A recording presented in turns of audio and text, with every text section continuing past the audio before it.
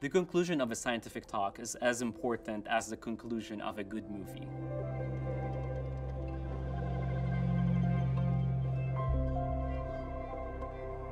The way I know I've watched a good movie is when I come out and I'm feeling certain emotions, I'm asking myself some questions, and the same applies to a good talk. It's easy to really glaze over the ending of a talk, to forget that the ending is also very important. It is the last experience that your audience is going to have before they leave the room. You want to really make it clear, after all what people have heard, what you think are the most important takeaways.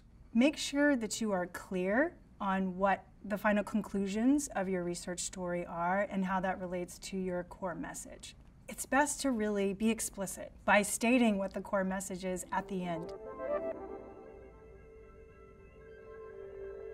I've done the exercise of thinking, what's the core message? What's the one sentence that I want people to remember or walk away with? And so when I'm thinking about how I'm going to end a talk, I try to find a way that's going to encapsulate that take-home message. This can be done in a variety of ways. I think in my case, I had an end slide with some bullet-pointed texts that kind of summarize the important aspects of the protein I was working on and really reiterated my core message for my talk. Another way is to end with, what are some of the questions or further questions that you're pursuing? The results always lead to 20 more questions, so what are those 20 more questions?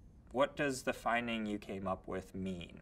What does it mean for your field? What does it mean for future work that you might do, future work that other people might do? If we can understand angiopolosis and all the mechanisms and the molecules involved, then we can manipulate these and augment and increase the amount of stem cells that are exiting the blood vessel and reaching the damaged tissue, potentially increasing the amount of regeneration happening and saving countless or improving lives. We've also had YSS winners that end their talks with a call to action. They've presented their research might inform policy, and they invite the audience to think about how they can take actions based on the discoveries that they've presented to make a difference. You can make your own lifestyle changes, such as recycling, eating locally, taking public transportation, to make a difference in your own footprint.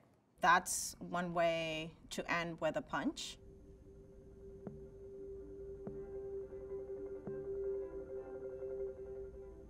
A very good indication that a talk has been successful is when you have a lot of questions, when people are curious about what you have done, and when they feel engaged in what you have presented.